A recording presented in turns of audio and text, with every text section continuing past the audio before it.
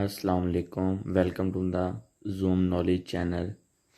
अगर आप लोग मेरे चैनल पे नए आए हैं तो सब्सक्राइब और लाइक एंड शेयर कर दें और साथ में बेल आइकन के बटन को प्रेस कर दें ताकि हर आने वाला टॉपिक आप तक आसानी से पहुंचता रहे। ठीक है, तो आज का हमारा टॉपिक है बीटा ब्लॉकर्स। बीटा ब्लॉकर जो हैं वो क्या होते हैं? बीटा ब्लॉकर्स हमने पहले पढ़ा था कि हमने पहले एंटी हाइपरटेंसिव की क्लासिफिकेशन पढ़ी थी, उसमें हमने पढ़ा था बीटा ब्लॉकर्स भी आते थे। हमने कल जो पढ़ा था वो हमने एसी इनहिबिटर पढ़ा था। तो आज का हमारा टॉपिक है बीटा ब्लॉकर। बीटा ब्लॉकर होते क्या हैं? बीटा ब्लॉकर जो होते हैं वो बहुत ज़्यादा इम्पोर्टेंट होते हैं और ये एग्ज़ाम पॉइंट ऑफ व्यू से भी बहुत ज़्यादा इम्पोर्टेंट होते हैं।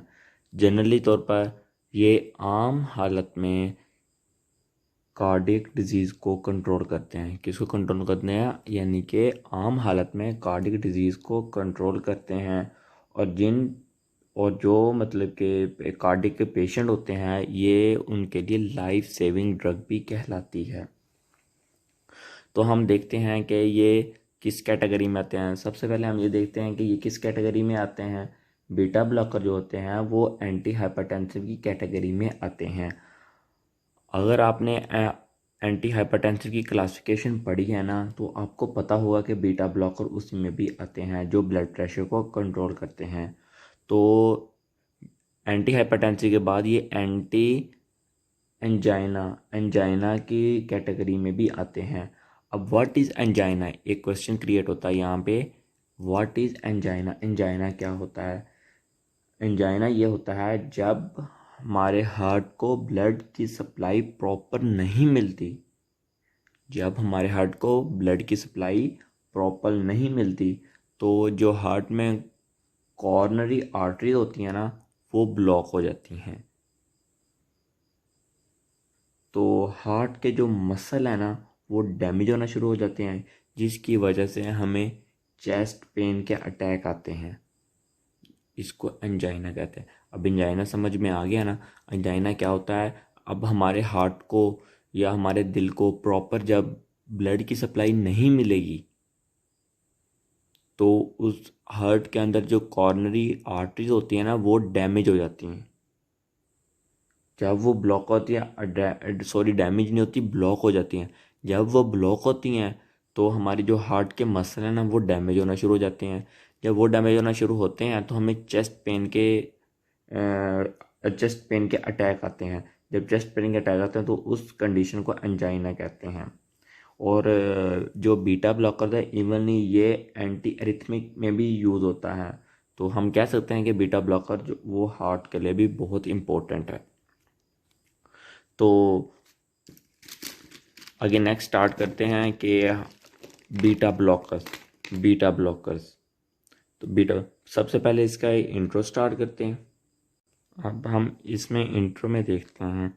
अब इंट्रो में देखते हैं इंट्रोडक्शन। सबसे पहले इसमें आता है कि beta blockers and with LOL, यानी कि जितने भी बीटा ब्लॉकर्स मेडिसिन होगी वो उनका एंड LOL पर ही होगा।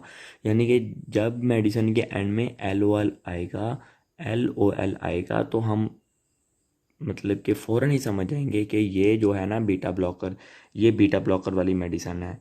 ठीक है, अब ये इसलिए हम इसे कहते हैं। अब जैसे हम एक मेडिसिन ले रहे हैं, इधर हम ले रहे हैं एटीनो, अब एंड में आ गया लोल आ गया तो हमें फ़ौरन से पता चलेगा कि ये बीटा ब्लॉकर है, एटीनिलोल है। तो नेक्स्ट हम पढ़ते हैं।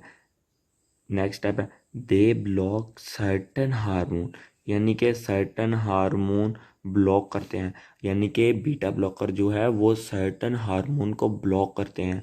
और हार्मोन कौन कौन से होते हैं? वो होते हैं एड्रीनालिन और नॉन एड्रीनालिन। यानी कि एड्रीनालिन और नॉन एड्रीनालिन को ब्लॉक करते हैं। अब एड्रीनालिन और नॉन एड्रीनालिन को हम एपिनेफ्रीन एंड नॉन एपिनेफ्रीन भी कहते हैं। From attaching to some of their target site called beta blocker, यानी कि बीटा ब्लॉकर जो है वो यानी कि हार्मोन को ब्लॉक करते हैं एपिनेफ्रीन और नॉन एपिनेफ्रीन को बीटा रिसेप्टर जो है वो, यानी कि बीटा रिसेप्टर जो है यानी कि बीटा ब्लॉकर, वो एपिनेफ्रीन और नॉन एपिनेफ्रीन को बीटा रिसेप्टर से बाइंड नहीं होने देते, जो कि इनकी टारगेट साइट है, जो कि इनकी टारगेट साइट है। अब आ जाता है एपिनेफ्रीन और नॉन एपिनेफ्रीन क्या होते हैं। एपिनेफ्रीन और नॉन एपिनेफ्रीन क्या होते हैं। अब इसमें हम देखते हैं कि एपिनेफ्रीन और नॉन एपिनेफ्रीन क्या, एपिनेफ्रीन और नॉन एपिनेफ्रीन जो होते हैं कैटेकोलामाइन होते हैं। क्या होते हैं ये? कैटेकोलामाइन होते हैं। अब कैटेकोलामाइन क्या होता है? कैटेकोलामाइन जो होता है वो एड्रिनल ग्लैंड से सक्रीट होते हैं। कहाँ से सक्रीट होते हैं? एड्रिनल ग्लैंड से सक्रीट होते हैं। यानी कि इधर मैं लिख देता हूँ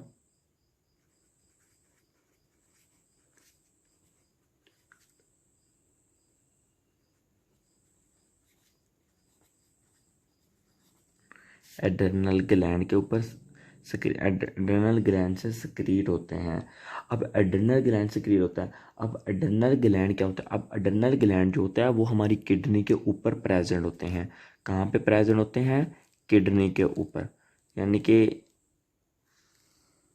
इधर प्रेजेंट होते हैं, इधर इधर प्रेजेंट होते हैं। जैसे ये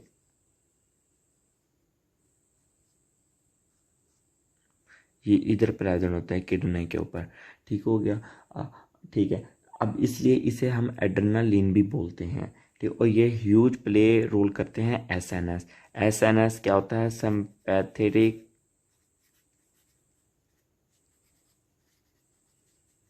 नर्वस सिस्टम होता है। क्या होता है? Sympathetic nervous system. ठीक है।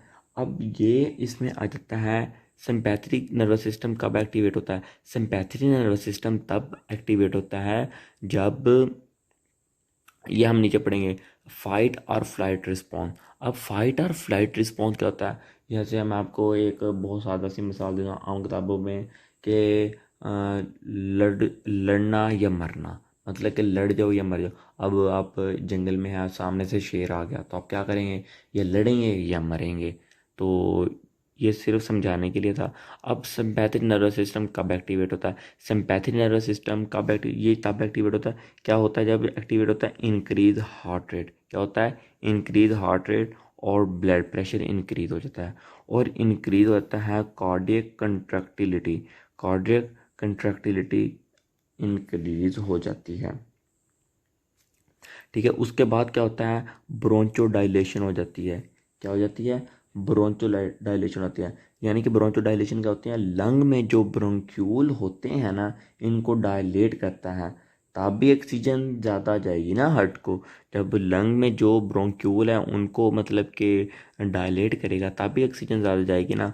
उसके बाद इंक्रीज कर देता है ब्लड को, इंक्रीज ब्लड ग्लूकोज, इंक्रीज करता है ब्लड ग्लूकोज। किसके ज़रिए? या ग्लाइकोजिनोलाइसिस। अब ग्लाइकोजिनोलाइसिस क्या होता है? ये नहीं, यानी कि break down of glycogen in liver. ये किस में होते हैं?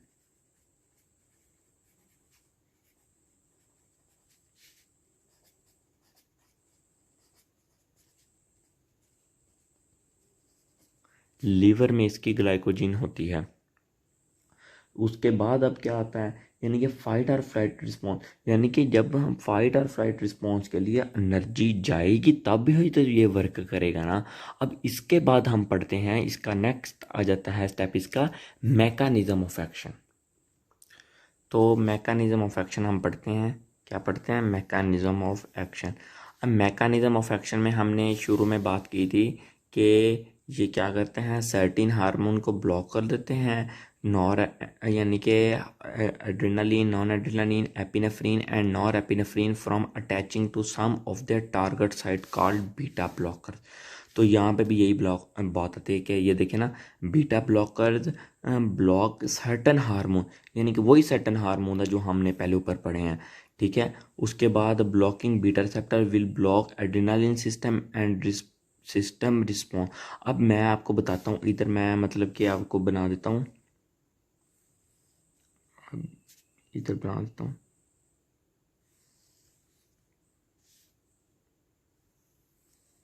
अब ये हार्ट बन गया। अब ये हर्ट बन गया, ठीक है। अब इधर बीटा ब्लॉकर प्रेजेंट है, अब ये बीटा ब्लॉकर इधर प्रेजेंट है।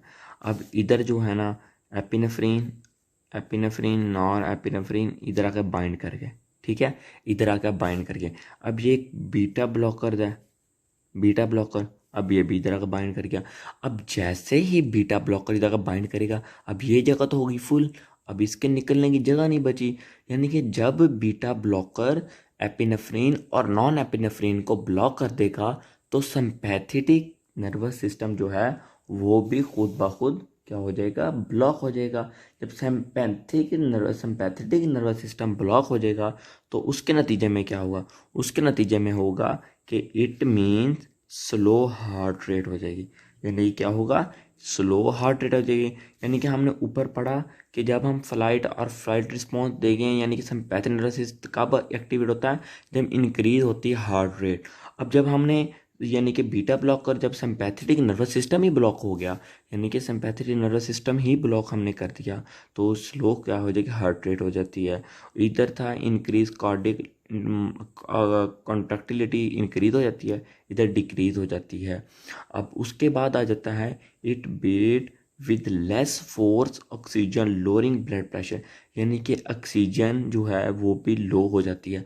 अब ऑक्सीजन जो होती है वो लो, क्योंकि जब हम सिंपैथेटिक नर्वस सिस्टम एक्टिवेट होता है तो यानी ऑक्सीजन का लेवल जो होता है वो इंक्रीज होता है। अब जब सिंपैथेटिक नर्वस सिस्टम ही ब्लॉक हो गया तो मतलब कि ब्लड ही कम जाएगा, तो यानी कि एपिनेफ्रीन नॉन एपिनेफ्रीन भी ब्लॉक हो गई, तो उसके नतीजे में जो ऑक्सीजन होगी वो भी कम हो जाएगी। तो नेक्स्ट जो है उसके बाद आ जाता है इसमें, यानी कि this means that it does not work so hard and use less oxygen, जो मैंने अभी बात बताई है। उसके बाद आता है these effect are helpful if you have angina और हार्ट फेलियर, और यानी कि ये बहुत से हेल्पफुल होते हैं एंजाइना के लिए। एंजाइना भी मैंने आपको पहले बता दिया क्या होता है, या हार्ट फेलियर क्या होता है। उसके बाद इसमें आ जाती हैं,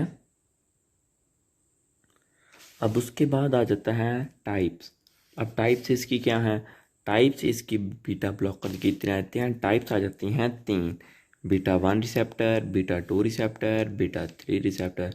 अब हम ये बताते हैं कि बीटा 1 रिसेप्टर, बीटा 2 रिसेप्टर और बीटा 3 रिसेप्टर। यानी कि सबसे पहले हम बात करते हैं बीटा 1 रिसेप्टर।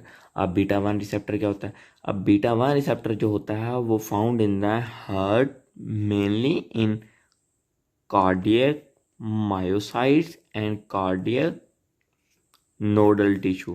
यानी कि मैंने पीछे आपको बताया, यानी कि ये हार्ट में होता है, किस जगह पे होता है, कार्डिक मायोसाइट में एंड कार्डिक नोडल टिश्यू में होता है, ठीक है। उसके बाद हम बात करते हैं सेकंड टाइप की, बीटा 2 रिसेप्टर। अब बीटा 2 रिसेप्टर क्या होता है, अब बीटा 2 रिसेप्टर ये कहाँ फाइंड होता है, लंग्स में फाउंड होता है। अब मैं आपको बताता हूँ कि अगर बीटा 2 रिसेप्टर, यानी कि अगर beta 2 receptor sympathetic nervous system, अगर बीटा 2 रिसेप्टर में सिंपैथेटिक नर्वस सिस्टम क्या होता है, अगर बीटा 2 रिसेप्टर में सिंपैथेटिक नर्वस सिस्टम एक्टिवेट होता है, यानी कि इसकी बात कर रहा हूँ जे सिस्टम, जे मोटिलेट, सिंपैथेटिक नर्वस सिस्टम एक्टिवेट होता है तो हमारे हार्ट को ब्लड ज़्यादा चाहिए क्या वर्क करने के लिए। अब ये सारी सी बात है, अगर हार्ट को मतलब कि अगर हम सिंपैथेटिक नर्वस सिस्टम एक्टिवेट करते हैं तो हमारे हार्ट को ब्लड ज़्यादा चाहिए, ज़्यादा वर्क करने के लिए। हमारे ब्रेन को चाहिए, हमारे हाथ को चाहिए, हमारे पाँव को चाहिए ब्लड। तो क्या है, जीआई सिस्टम, जीआई सिस्टम में क्या होता है, जीआई सिस्टम में क्या होता है, जीआई सिस्टम में क्या होता है, डाइजेशन होती है, डाइजेशन होती है। अगर हमारा ब्लड जीआईटी में दाखिल होता है तो ब्लड की तो सारी खपत हो जाएगी वहाँ पे, ब्लड की अगर खपत हो जाएगी, क्योंकि जो जीआईटी है वो एक बहुत बड़ी एक्टिविटी है। अब जीआईटी सिस्टम अब डिक्री, अब क्या होता है जीआई सिस्टम में जो है ना, जीआई मोटिलिटी है वो डिक्रीज हो जाएगी, एंड आल्सो डिक्रीज क्या होता है, जब मोटिलिटी डिक्रीज होगी तो सिक्रीशन भी डिक्रीज हो जाएगी। अब उसके बाद क्या होगा, उसके बाद ये होगा कि जो है ब्लड वेसल जो है ये भी डिक्रीज हो जाएगी और स्केलेटल मसल भी डिक्रीज हो जाएगा। अब जो आ जाता है बीटा 3 रिसेप्टर, बीटा 3 रिसेप्टर क्या होता है, ये फाउंड होते हैं फैटी एंड एडिपोज टिश्यू के अंदर। बस इसको ज़्यादा एक्सप्लेन नहीं किया, इसकी सिर्फ लोकेशन बताई हुई है। अब नेक्स्ट हमारा टॉपिक है सिलेक्टिव और नॉन सिलेक्टिव। हम देखते हैं कि सिलेक्टिव और नॉन सिलेक्टिव। अब देखते हैं सिलेक्टिव और नॉन सिलेक्टिव। अब सिलेक्टिव जो होते हैं वो मैंने पहले जो हमने एटिनोलोल पढ़ा था वो भी सिलेक्टिव थे। तो अब देखते हैं सिलेक्टिव, ये कार्डियो आ जाता है, कार्डियो का मतलब होता है सिलेक्टिव। तो अब सिलेक्टिव और नॉन सिलेक्टिव में डिफरेंस देते हैं। ये टारगेट ओनली बीटा 1 रिसेप्टर, यानी कि ये सिर्फ सिलेक्टिव रिसेप्टर को टारगेट करता है, और जो नॉन सिलेक्टिव है वो टारगेट करता है बोथ बीटा 1 और बीटा 2 रिसेप्टर को। यानी कि बीटा 1 क्या होता है, बीटा 1 हमने पीछे ही बताया हार्ट में, यानी कि ये कहाँ पे प्रेजेंट होता है। ये मैं आपको इसका स्ट्रक्चर इधर बना देता हूँ कि ये देखें, ये बीटा रिसेप्टर ये प्रेजेंट होता है। ये कहाँ पे प्रेजेंट होता है, ये प्रेजेंट होता है मायोसाइट, कार्डिक मायोसाइट में, या फिर प्रेजेंट होता है कार्डिक नोडल टिश्यू में। कहाँ पे प्रेजेंट, कार्डिक नोडल या हार्ट के अंदर। उसके बाद ये क्या करते हैं, ये डिक्रीज करते हैं, हार्ट रेट को डिक्रीज करते हैं जो सिलेक्टिव होते हैं। उसके बाद ये क्या करते हैं, they reduce blood pressure by inhibiting renin production. यानी कि ये जो होते हैं ना रेनिन है, वो इन सक्रीट होते हैं किडनी से, तो जिसकी वजह से रेनिन की प्रोडक्शन जो है वो रुक जाती है, कम हो जाती है। अब इसकी एग्जाम्पल में क्या आ जाता है, एटिनिलोल आ जाता है, बिसोप्रोलोल आ जाता है, कैरविडिलोल आ जाता है, नेबिविलोल आ जाता है। अब इसके बाद नॉन सेलेक्टिव आ जाता है। अब नॉन सेलेक्टिव क्या होता है, नॉन सेलेक्टिव में आ जाता है, ये टारगेट ये बता दिया मैंने। और ये क्या कहते हैं, डिक्रीज द इंट्राऑक्यूलर प्रेशर, यानी कि ये इंट्राऑक्यूलर प्रेशर को डिक्रीज कर देते हैं। उसके अलावा इसका तीसरा क्या आ जाता है, they increase the hyper and hyperglycaemia, यानी कि ये इंक्रीज कर देते हैं हाइपर और हाइपर ग्लाइसीमिया। और इसकी एग्जाम्पल क्या आ जाते हैं, इसकी एग्जाम्पल आ जाते हैं प्रोपेनोलोल आ जाता है, टिमोलोल आ जाता है, नेडोलोल आ जाता है। अब उसके बाद इसमें आ जाता है इंडिकेशन। अब इसकी इंडिकेशन कौन होती हैं, इसके इंडिकेशन में आ जाता है हाइपरटेंशन, ये बहुत इंपॉर्टेंट है। उसके बाद आ जाता है कॉर्नरी आर्टरीज डिजीज़ आ जाती है। कॉर्नरी आर्टरी डिजीज़ में क्या आ जाती है, एंजाइना आ जाती है, मायोकार्डियल इन्फाक्शन आ जाती है। उसके बाद इसमें आ जाता है स्टेबल हार्ट फेलियर आ जाता है। उसके बाद मिग्राइन्स आ जाता है। उसके बाद है ट्रिमोरस आ जाता है, ट्रिमोरस, ये बहुत रेयर यूज़ होती है। उसके बाद हमारा जो लास्ट जो पॉइंट बचा है वो है साइड इफ़ेक्ट। क्या बचा है, साइड इफ़ेक्ट। साइड इफ़ेक्ट में क्या आता है, यानी कि बीटा ब्लॉकर जो इसके साइड इफ़ेक्ट क्या होते हैं, इसमें डिजीनेस हो जाती है, यानी कि टायर्ड हो जाती है, यानी इवन एग्जॉस्टेड हो जाती है, यानी उसके बाद ब्रोंकोस्पाज्म हो जाती है, डाइस्पीनिया हो जाती है, डाइस्पीनिया होते हैं। ये मैं बार बार ये डिजीज़ जितनी भी हैं ये मैं आपको एक्सप्लेन करता रहूँगा चैप्टर। उसके बाद हाइपरग्लिसीमिया और हाइपोग्लिसीमिया होते हैं। उसके बाद डिस्टर्ब हो जाती है स्लीप, इंक्लूडिंग नाइट मेयर या वाइविड ड्रीम, यानी कि बेचैनी जो ख्वाब बैठ हैं। उसके बाद आ जाता है इसमें इरेक्टाइल डाइस फंक्शन आ जाता है। उसके बाद ये डिक्रीज करता है लिबिडो। अब ये था हमारा आज का टॉपिक। तो आज का अगर किसी को समझ ना आई हो तो कमेंट में पूछ सकता है। अगर किसी को ये नोट्स चाहिए हो तो वो कमेंट कर दे अपना नंबर, या मुझे बता दे जिसको चाहिए हो, मैं लिंक शेयर कर दूंगा। सो नेक्स्ट वीडियो के लिए